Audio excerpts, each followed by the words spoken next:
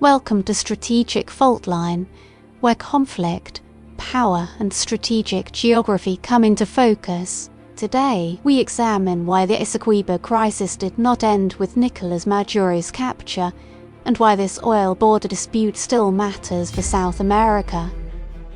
Nicolás Maduro was captured by United States forces in January, but the map did not change. That is the first problem in the Essequibo crisis.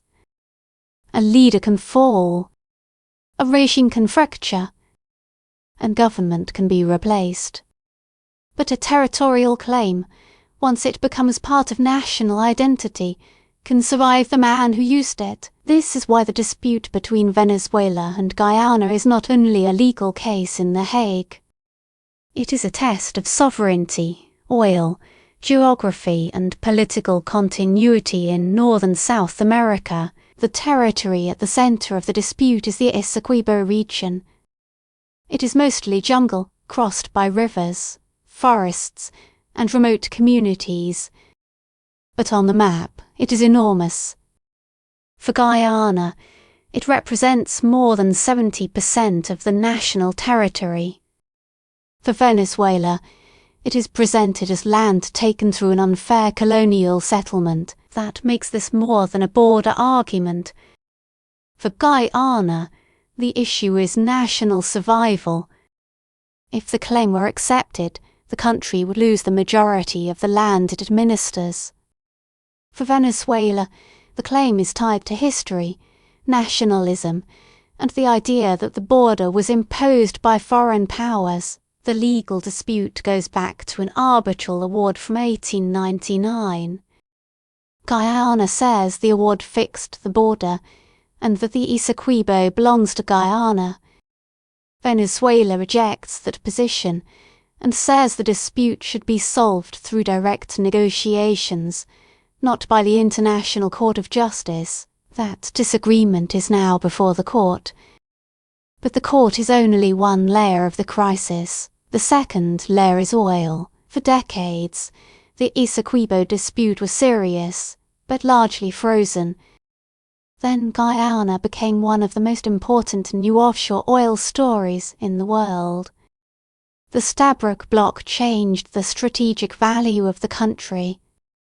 Oil discoveries turned a small South American state into an emerging energy producer, with offshore infrastructure, foreign investment, and growing international attention. That changed the political meaning of the border. The dispute was no longer only about jungle, rivers, and old colonial documents. It became tied to offshore wealth, national development, and future power. A line that once looked remote now sits close to one of the most valuable energy frontiers in the Western Hemisphere. This is where Maduro matters. Under Maduro, Venezuela used the Essequibo claim as a nationalist pressure point. It was a way to project strength, mobilize supporters, and challenge Guyana over a region that suddenly looked far more valuable. Maps, laws, political symbols, and elections became part of the pressure campaign, but the important point is what happened after Maduro. His capture did not erase the claim. Venezuela's interim government still rejects the jurisdiction of the International Court of Justice. It still says the dispute must be settled by direct talks with Guyana.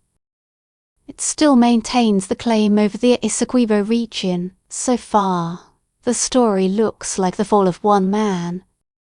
But the deeper problem is that the territorial claim survived him.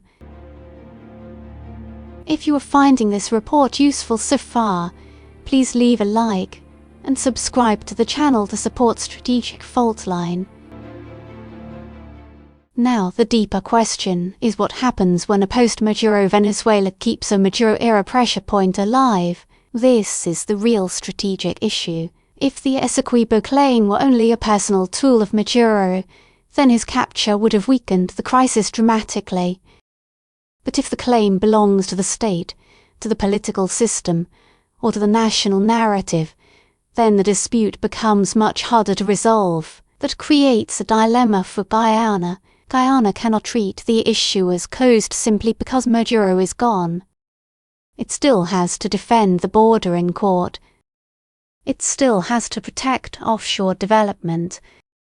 It still has to reassure investors, energy companies, and regional partners that its territory and maritime future are stable. It also creates a dilemma for Venezuela. The interim government may want to reopen international relations, reduce pressure, and stabilize the country after the shock of Maduro's capture. But abandoning the Essequibo claim could look like surrender. Keeping the claim alive may preserve nationalist legitimacy, but it also keeps Venezuela tied to a dangerous dispute. This is why the crisis matters beyond Guyana and Venezuela. Brazil has a direct interest in stability on its northern frontier. The Caribbean has an interest in preventing another regional flashpoint. The United States has an interest in energy security, maritime access, and political transition in Venezuela.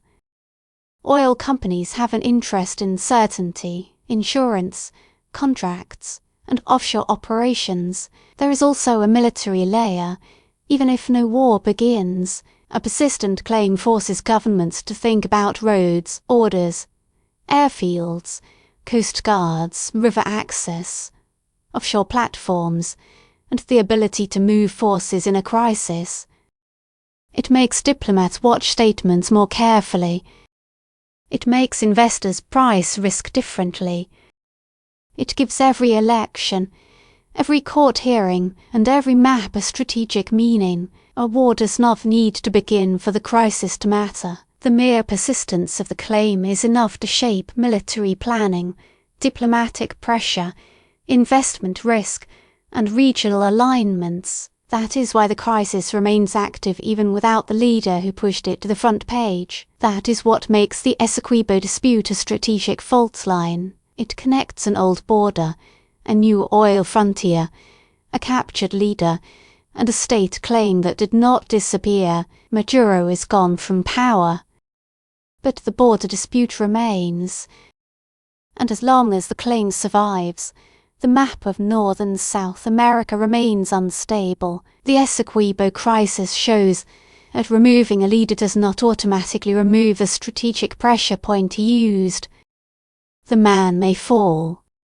The oil remains. The border remains. And the claim remains. If this report helped clarify the issue, leave a comment with your view.